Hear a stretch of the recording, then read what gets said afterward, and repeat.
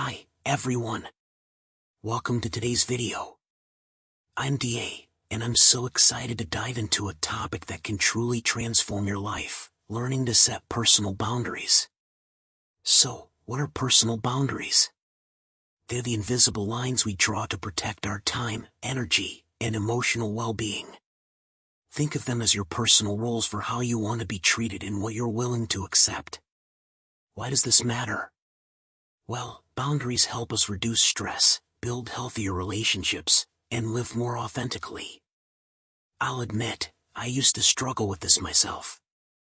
A few years ago, I found myself saying yes to every request, whether it was extra work or social plans, until I was completely drained. Sound familiar? If you've ever felt overwhelmed because you couldn't say no, this video is for you. Today, we'll explore what boundaries really are, why they can be so hard to set, and, most importantly, practical steps to establish them with confidence. By the end, you'll have tools to protect your peace and prioritize what matters most to you. So, let's get started. Alright, everyone, now that we're warmed up, let's dive deeper into what personal boundaries actually are and why they're so important. Hi again, I'm DA. And in this part, we're going to unpack the concept of boundaries to set a strong foundation for the rest of our journey. So, let's start with the basics. What are the different types of boundaries? First, we have physical boundaries.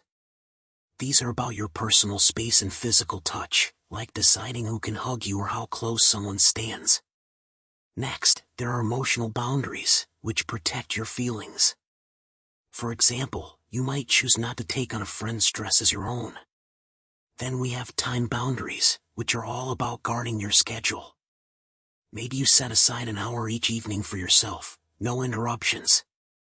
And finally, material boundaries involve your possessions or money, like saying no to lending your car or cash. Why do these matter?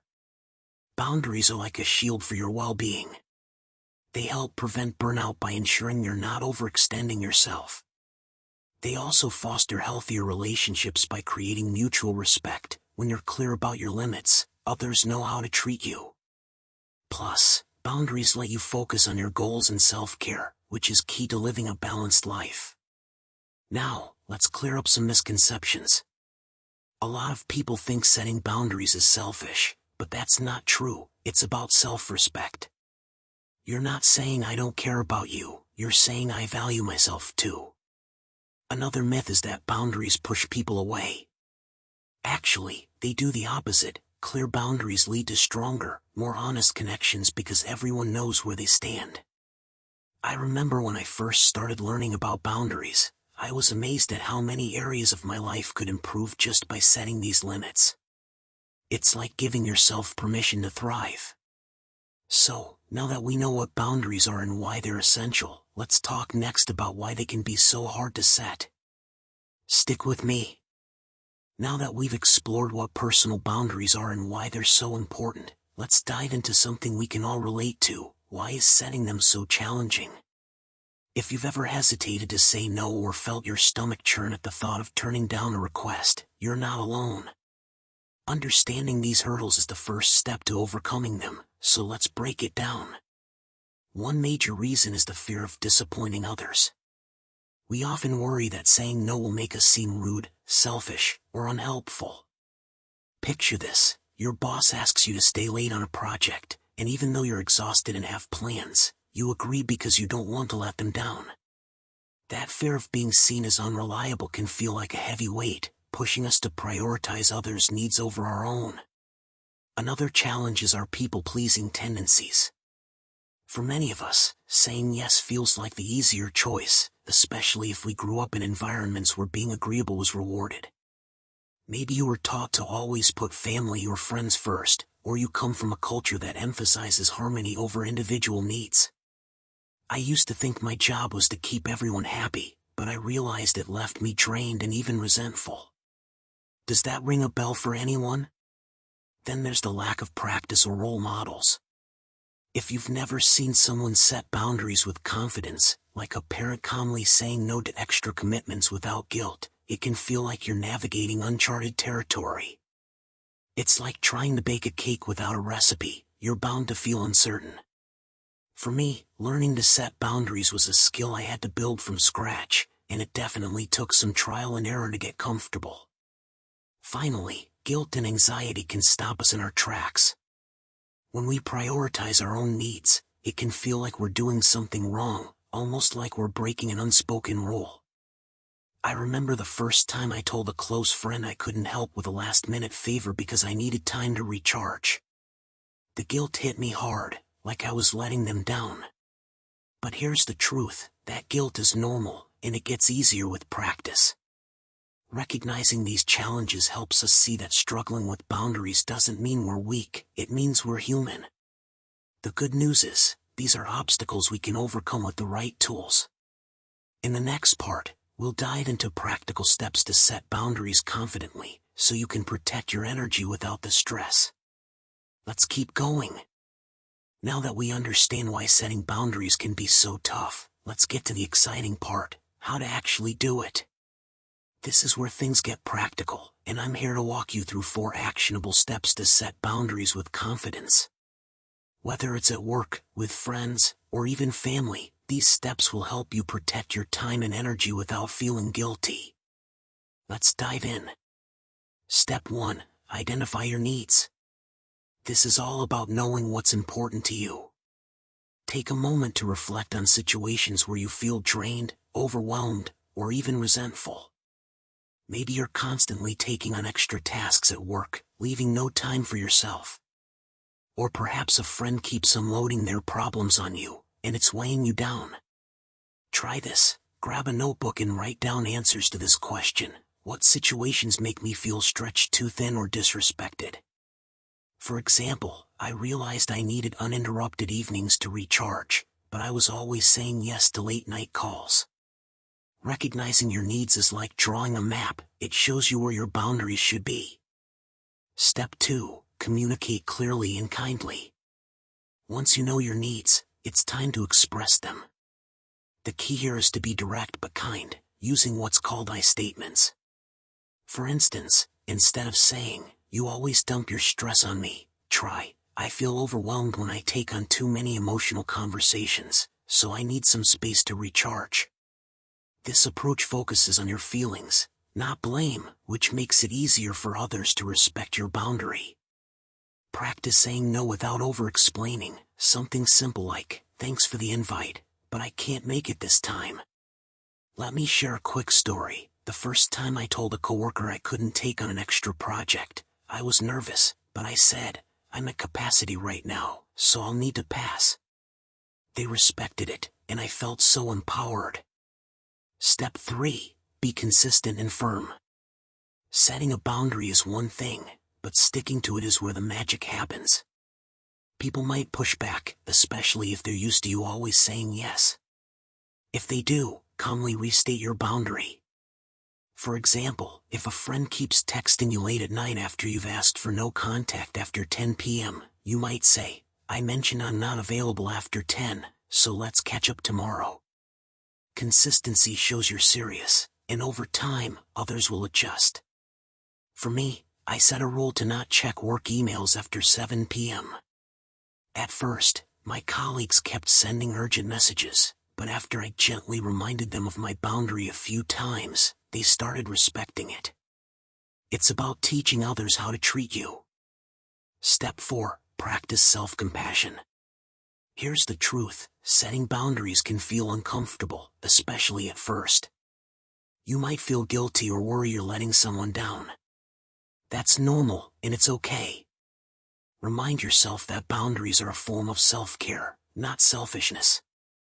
If guilt creeps in, try this. Say to yourself, "I'm choosing to protect my energy so I can show up as my best self." Celebrate small wins, like the first time you say no without apologizing. I still remember how proud I felt when I declined a social event to have a quiet night in. It was a small step, but it made a huge difference in how I valued my time. These 4 steps, identifying your needs, communicating clearly, staying consistent, and being kind to yourself, are your roadmap to setting boundaries that stick.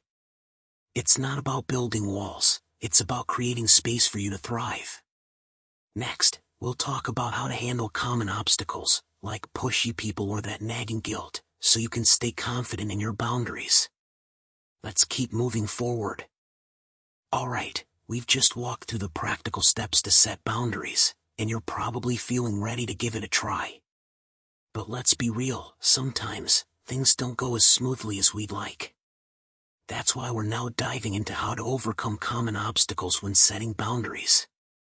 These challenges can pop up, but with the right strategies, you can handle them like a pro. Let's get into it. First up is dealing with guilt. It's super common to feel like you're letting someone down when you set a boundary. Maybe you say no to helping a family member with a task, and that little voice in your head says, "You're being selfish." Here's how to tackle it. Reframe guilt as a sign you're prioritizing your well-being. Try telling yourself, "I'm saying no to this so I can say yes to my mental health." When I first started setting boundaries, I felt guilty for declining a friend's request to help move house. But I reminded myself that I needed rest to be a better friend in the long run, and that perspective shift made all the difference. Next, let's talk about handling pushy people. Some folks might not take your boundaries seriously at first, especially if they're used to you always agreeing. For example, imagine you've told a colleague you can't take on extra work, but they keep insisting, saying, "It'll just take a minute." Stay calm and repeat your boundary firmly, like, "I hear you, but I'm not able to take this on right now." Don't get drawn into an argument, just restate your limit and move on. I had a neighbor who kept asking to borrow things after I set a boundary about lending items. I politely stood my ground, and eventually, they respected it. Finally, there's the fear of conflict. For many of us, saying no feels like it might lead to an argument or hurt feelings. If this resonates with you, start small. Practice setting boundaries in low-stakes situations, like declining a casual invitation. For instance, say, "I appreciate the invite, but I'm going to pass this time."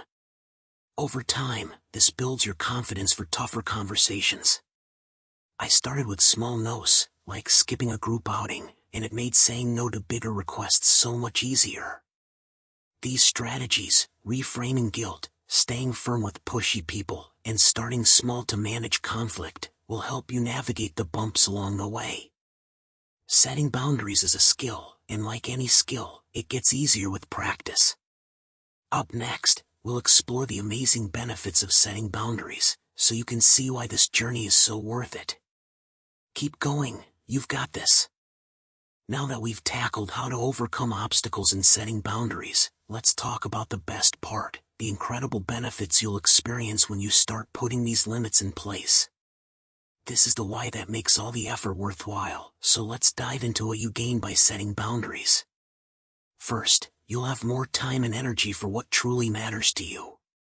When you say no to things that drain you, like extra work tasks or endless social commitments, you free up space for your priorities. For example, by setting a boundary to not check work emails after 7 p.m., I found I had more energy to spend on my hobbies, like painting, which brought me so much joy. Think about it, what could you do with an extra hour of your time each day? Second, boundaries lead to stronger, more respectful relationships.